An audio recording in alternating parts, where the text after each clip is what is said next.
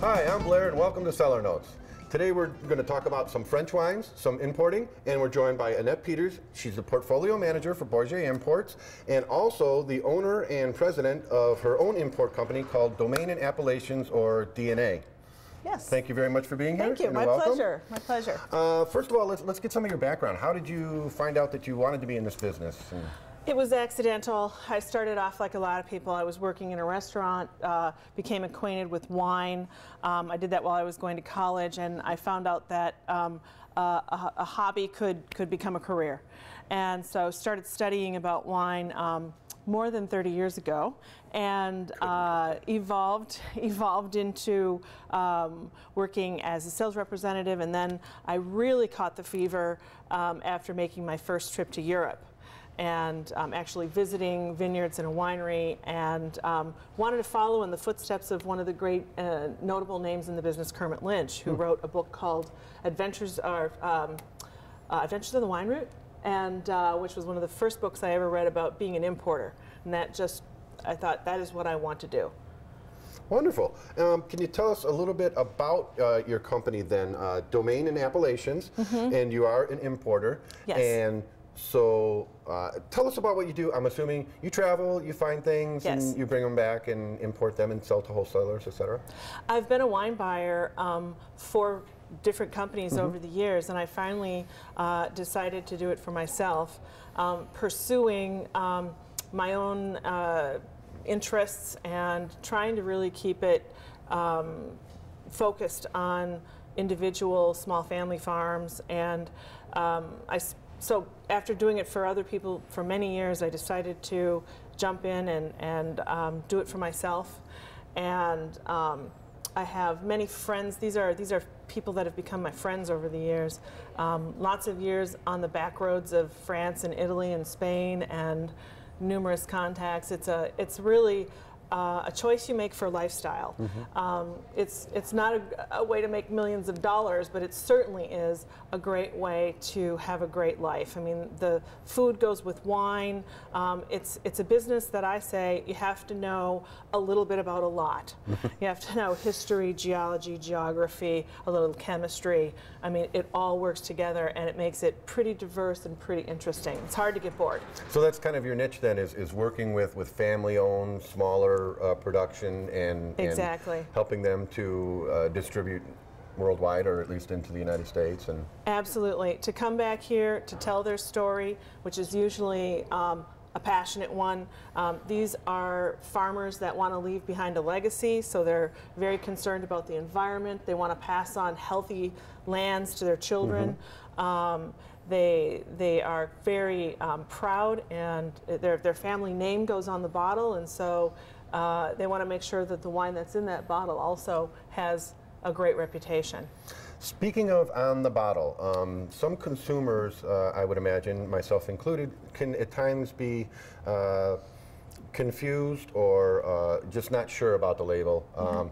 Can we talk specifically the difference between a label, say, from France or an old world country and California or the United States? What's the basic differences there? Well, I think that French wines are probably some of the most confusing wines for consumers, because we've all learned how to drink wine, and the big identifier for us with wine has been the varietal.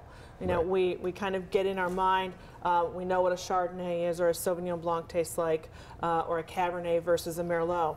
With French wines, we do not see that varietal identity on the label. The French value sense of place more than anything. So their whole system is set up. There's something called the appellation contrôlée, or the control for appellation, which dictates exactly what is going to be planted in each of these regions, these appellations as they're called. So that's what you're going to see on a French label, is the AOC appellation, the name of the place. But here's the secret behind that. Once you learn what the rules are for this place, you pretty much are guaranteed that that's the varietal you're going to get. So, for example, with a Bordeaux, what's planted here are basically 5 varieties, but mostly dominated by Cabernet and Merlot. So you're pretty assured of getting those varieties in these wines. You're not going to find Pinot Noir here, for example. Right. That's highly regulated. So when you're talking Bordeaux, you're basically talking, under most circumstances, a red blend, either Cabernet or Merlot based, with a few other grapes, Petit Verdot, Cab Franc. Yes, exactly. And likewise, other places like the Loire, if it's a white wine, you're probably going to be getting either Chenin Blanc or Sauvignon Blanc. Okay. So once you learn those rules, you're good to go. Let's toss a couple more out there. If you're in the Rhone, like a Côte de Rhone in the Rhone Valley, what kind of grapes are you looking for there? Well, it gets a little bit more complicated in the Rhone. Most of the wines are Grenache based, but you also have Syrah, Mourvèdre, Cinsault, up to, there's many varieties. Châteauneuf du Pape, which is one of the most notable wines, is known for having 13 varieties, but I assure you there are more in the Rhone. Basically, if you draw a line across France through the city of Lyon, anything north of there is going to be monovarietal, and anything south is probably going to be a blend. And what really makes that separation is that in more northerly climates, you're able to strike balance in the wines because of what's called diurnal shift, where you have cold nights and warm days, and you get acid levels, and the wine has balance. When you move into warmer climates, often blending is essential because you're trying to achieve that balance from what each of the different varieties brings to the wine. So a lot of Rhone wines are blended for that reason. But basically, they're going to be Grenache, Syrah. The red wines are going to be Grenache, Syrah based. And that's pretty much true. Those are the two grapes that I think most consumers in the United States would recognize and associate with Rhone then. Exactly. And how about Burgundy? Well, in Burgundy, it's really easy. Again, Burgundy is not something that is made by Gallo and you put in your stew. It's actually a region in France. There's red Burgundy, there's white Burgundy, and those again are grape specific. And this follows that monovarietal thing I just talked about.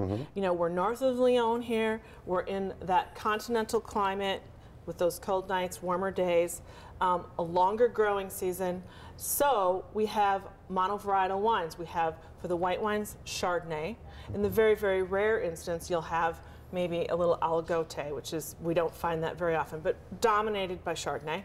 For red wines, it's Pinot Noir. And that is the grape you have to know for Burgundy. Now, Beaujolais is Gamay, and that's easy to remember too. And Beaujolais gets kind of lumped into Burgundy because they're above and below each other, but they're essentially pretty different growing areas.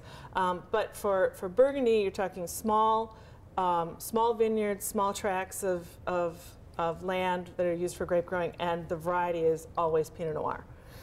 And is it not a coincidence, or is it a coincidence that Burgundy has Pinot Noir and Chardonnay, which are generally the two main grapes in Champagne? In fact, people don't realize how close the two regions are.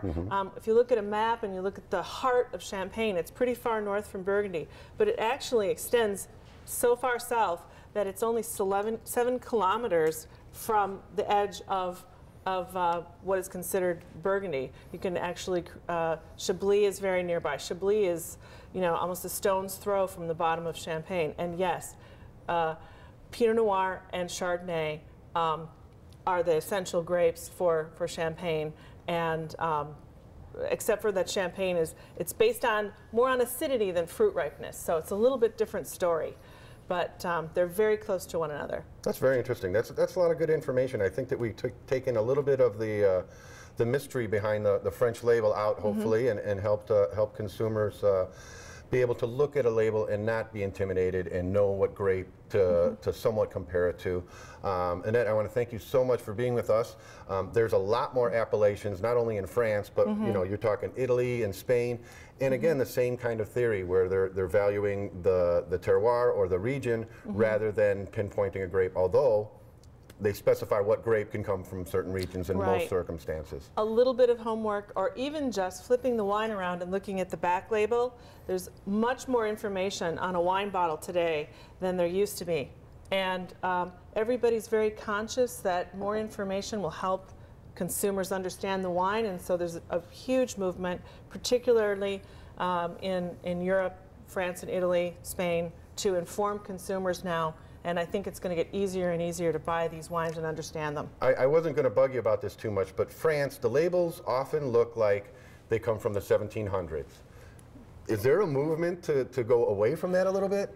They are becoming a little bit more marketing savvy. There's a trust issue in France. They try to keep things very traditional because it's what their own consumers trust.